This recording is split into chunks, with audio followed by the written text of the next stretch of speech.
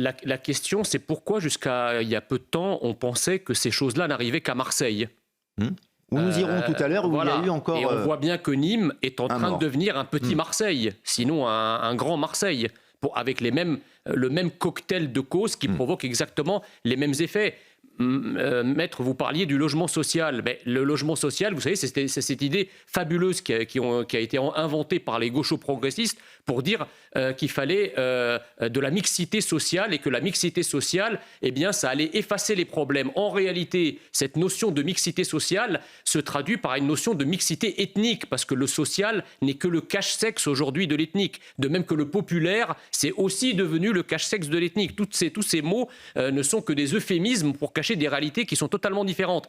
Donc vous étendez, si vous voulez, des populations issues de certaines immigrations à certains territoires, et avec elles, eh bien, arrivent des problèmes dont ces territoires étaient totalement, épargnés jusqu'à une certaine période. Nîmes, il y a 40 ans, c'était pas le cloaque qu'elle est devenue aujourd'hui, effectivement, avec un cocktail à la fois de pauvreté massive, de crise économique, de délabrement du logement, de chômage de masse, de concentration de certaines immigrations avec des phénomènes de séparatisme et de communautarisme. Tout ça est provoqué par une politique, ou en tout cas la politique migratoire très laxiste, encourage ce genre de comportement. On remarque que vous ramenez assez systématiquement et régulièrement tous les faits d'actualité à la politique migratoire en général. Non, mais c'est votre responsabilité et vous avez le droit de vous exprimer en direct sur ce plateau. Monsieur Rousseau, c'est pas ma responsabilité, c'est le réel qui est comme ça. C'est le réel, mais il y a peut-être d'autres réalités. Votre réalité n'est peut-être pas la réalité de toutes celles et ceux qui nous regardent. C'est pour ça que je me permets de vous le dire. Je respecte ce que vous me dites. Parce que ce n'est pas une tribune politique, c'est une émission de télévision. Mais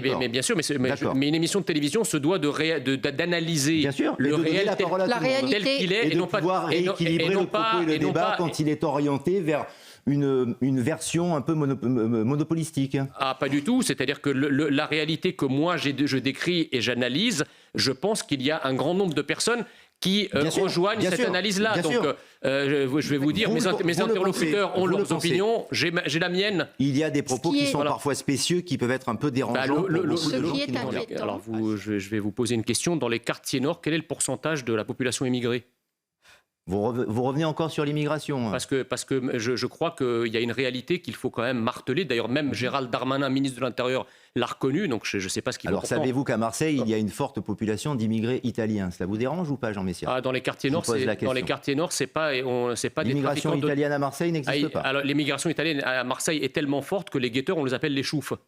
C'est un mot italien bien caractéristique, comme vous le savez. Ah d'accord, vous utilisez des mots arabisants qui sont dans le langage courant français c'est pas dans le langage courant français. Expliquer que l'immigration méditerranéenne est très présente à Marseille. Bien sûr, les populations méditerranéennes sont très présentes à Marseille, notamment du sud de la Méditerranée. Bien évidemment, mais l'immigration italienne aussi. Je sais pas, il faut vraiment pratiquer une cécité militante pour ne pas voir ce que vos yeux voient. Ce n'est pas du tout une cécité militante. Et pour le militantisme, je vous renvoie la balle. Non, parce que c'est du militantisme que vous faites. Moi, je fais juste mon métier de journaliste. Moi, je pose des questions. Moi, je fais mon métier d'analyste. Pour essayer de faire passer un message et peut-être pour déstabiliser le présentateur, mais vous n'y parvenez pas. Je tiens quand même à vous le dire et je préfère garder la barre de cette émission. Je vous pose une question, je vous agresse pas.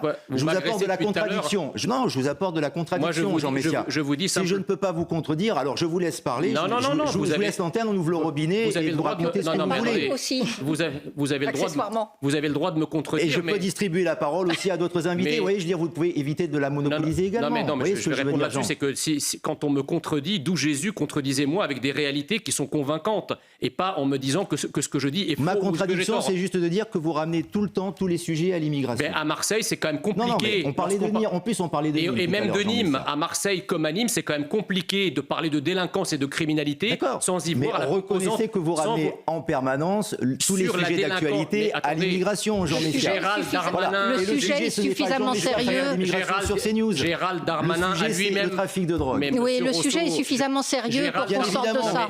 Pour dériver sur des polémiques qui sont totalement stériles. Gérald Darmanin, le ministre de l'Intérieur, a lui-même reconnu un lien direct entre la délinquance et la criminalité et l'immigration. Je ne sais pas ce qu'il vous faut. Gérald Darmanin, dont je ne partage évidemment pas toutes les opinions, mais en tout cas, sur ce volet des choses... toutes les idées que vous voulez qui vont aller dans votre sens, et puis on peut en prendre d'autres, évidemment. Mais on peut continuer à parler peut-être de la question que je posais. J'ai parlé de l'économie, j'ai parlé de la misère, j'ai parlé du chômage. C'est pas le premier plateau que nous faisons ensemble, et vous savez très bien que mes analyses sont multifactorielles. C'est vous, pour le coup, qui prenez que ça, parce que je sens que ça vous gêne. Et vous noterez d'ailleurs au passage qu'à l'école, comme d'ailleurs à Nîmes ou à Marseille, ce n'est pas l'expression d'un folklore calabrais italien qui s'y exprime, n'est-ce pas, Monsieur Rousseau ? Vous ne voulez pas changer de disque, Jean Messia, et revenir inexorablement. Vous êtes encore sur, je vous réponds, ce n'est ni des Calabrais, ni des Piémontais qui viennent exprimer leur particularisme à l'école, d'accord ? Donc tout ça est lié en réalité. Il y a l'expression, effectivement, une agression alter-identitaire qui s'exprime à l'école, parce que, en fait, l'école est testée. L'école est testée, c'est-à-dire que vous avez un islam politique, un islam radical qui teste les défenses de la République. Donc on teste 1-2 abayas, on voit comment ça réagit. S'il n'y a pas de réaction, eh bien on continue.